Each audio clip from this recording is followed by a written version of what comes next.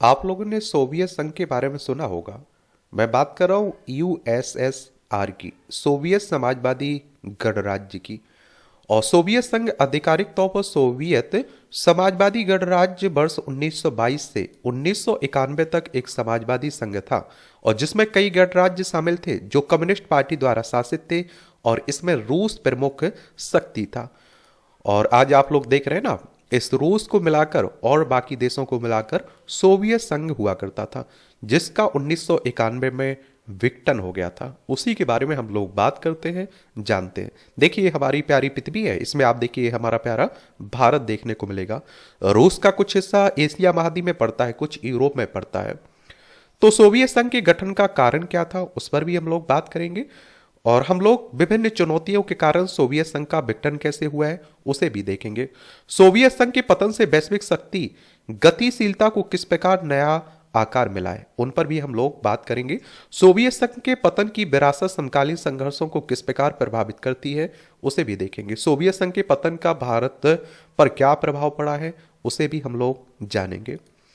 तो सोवियत संघ के गठन का कारण क्या था? इतिहास में बात करें तो जारवादी शासन और राजशाही। सोवियत संघ की जड़ें 1917 की रूसी क्रांति से जुड़ी हैं, जिसमें रोमानोव राजवंश के 300 वर्षों के शासन यानी कि 1613 से 1917 को समाप्त कर दिया। जार के पास शासन, सेना और समाज पर पूर्ण शक्ति थी।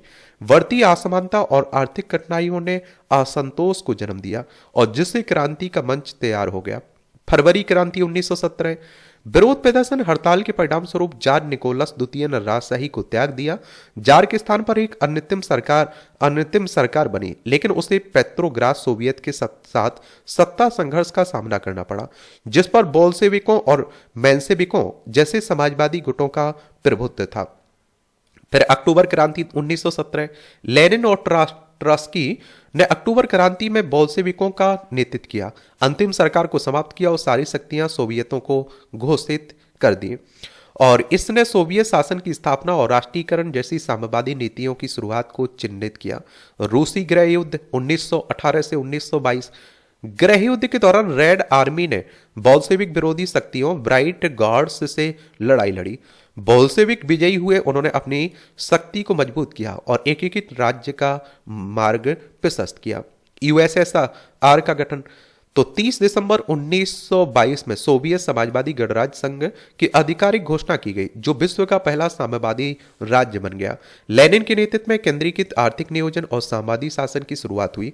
और आप देखिए सोवियत नेतृत्व लेनिन के बोल्शेविक एकीकरण से लेकर स्टालिन के केंद्रीकरण, वर्ष 1936 के महान शुद्धिकरण और नाजी जर्मनी पर सोवियत संघ की विजय, उसके बाद ख्रुश्चेव के सुधारों, ब्रेजनेव की स्थिरता और गोर्बाचेव के पुनर्गठन के प्रयासों तक विकसित हुआ। द्वितीय विश्व युद्ध और लिथुआनिया 1940 का दशक।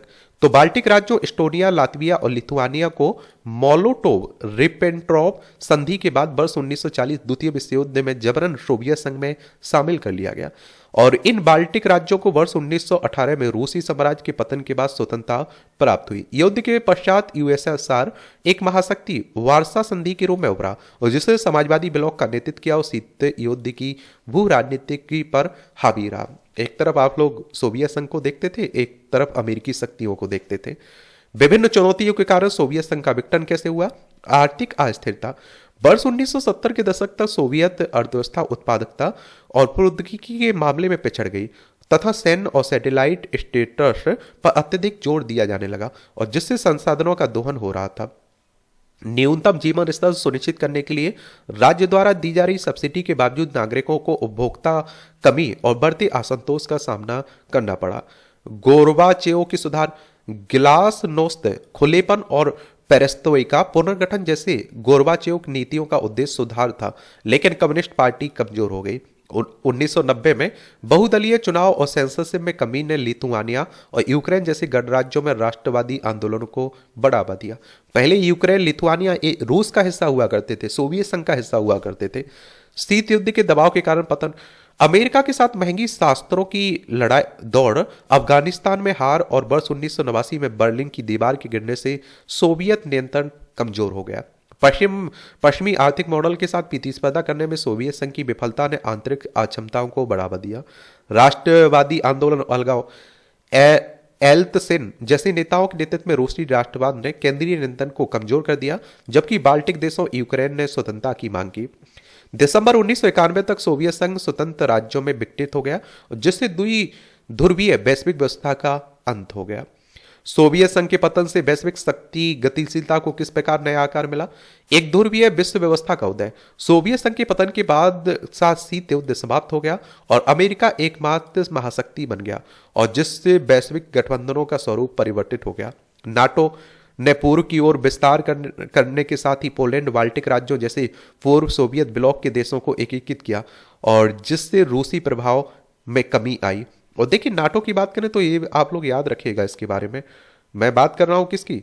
द नॉर्थ अटलांटिक ट्रीटी की। The North Atlantic Treaty Organization 4 April 1949 में इसकी स्थापना हुई थी। ब्रुसेल्स, बेल्जियम में इसका हेडक्वार्टर देखने को मिलेगा, और 32 मेंबर है इसमें।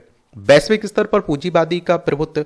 आईएमएफ और विश्व बैंक जैसी पश्चिमी संस्थाओं ने पूर्व समाजवादी राज्यों में आर्थिक बदलाव को निर्देशित करने के साथ उदार लोकतंत्र एवं मुक्त बाजार पूंजीवाद को बढ़ावा देने में भूमिका निभाई। देखिए, आईएमएफ की बात करें तो इंटरनेशनल मॉनेटरी फंड की बात हो रही। विश्व बैंक की जुलाई 1944 में इसकी स्थापना हुई थी। वॉशिंगटन डीसी यूएसए में इसका हेडक्वार्टर देखने को मिलेगा। दोनों अंतर्राष्ट्रीय वित्तीय संस्थान हैं। पूर्वी यूरोप के यूरोपीय संघ में एकीकरण ने अमेरिका के नेतृत्व वाले वैश्विक आधिपत्य को मजबूत किया। क्षेत्रीय शक्ति परिवर्तन में बहुध्रुवीयता का मजबूत होना। इस पतन ने चीन एवं भारत को वैश्विक भू राजनीति में स्वयं को स्थापित करने का अवसर मिला। मध्य एशियाई गणराज्य रूस, चीन एवं पश्चिम के साथ संबंधों को संतुलित करते हुए रणनीतिक हितधारक के रूप में उभरे। और आप देखेंगे इसमें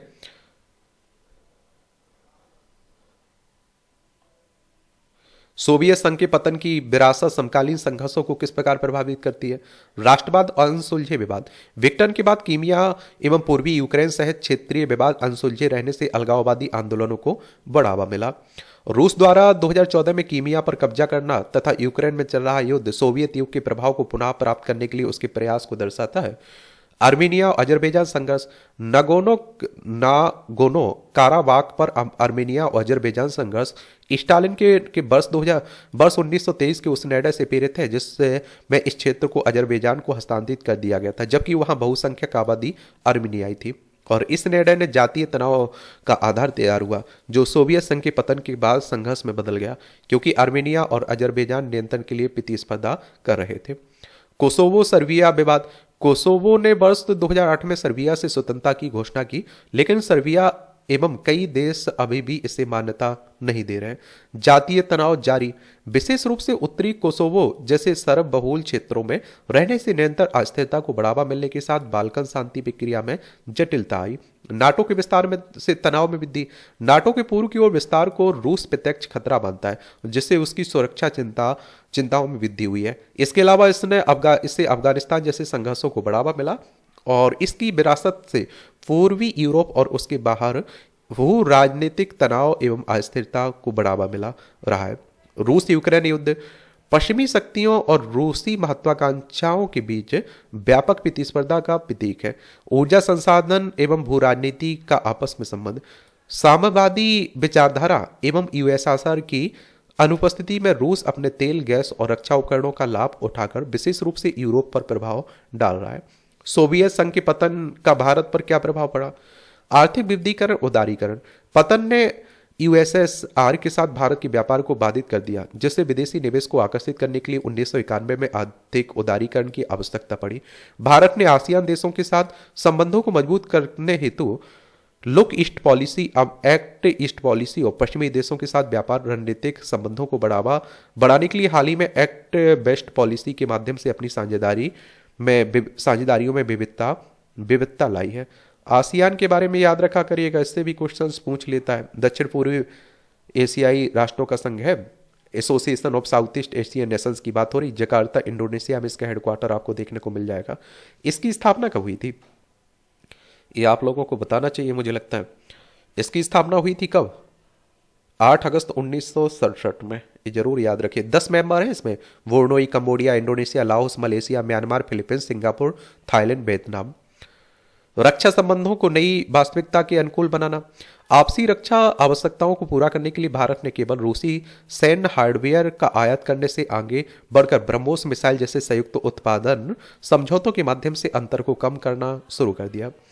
भारत ने किसी एक स्रोत पर निर्भरता को कम करने के लिए अमेरिका, फ्रांस और इजराइल के साथ रक्षा सहयोग को भी आप देखते हैं बढ़ावा दिया। इसमें ये आप देखिए सामरिक स्वायत्ता के लिए भू राजनीतिक पुनर्संरेखन। भारत ने अमेरिका और रूस के साथ अपने संबंधों में संतुलन स्थापित करते हुए क्वाड जैसे अमेरिकी नेतृत्व वाली परियोजना में भाग लिया तथा मॉस्को के साथ घनिष्ठ संबंध बनाए रखे।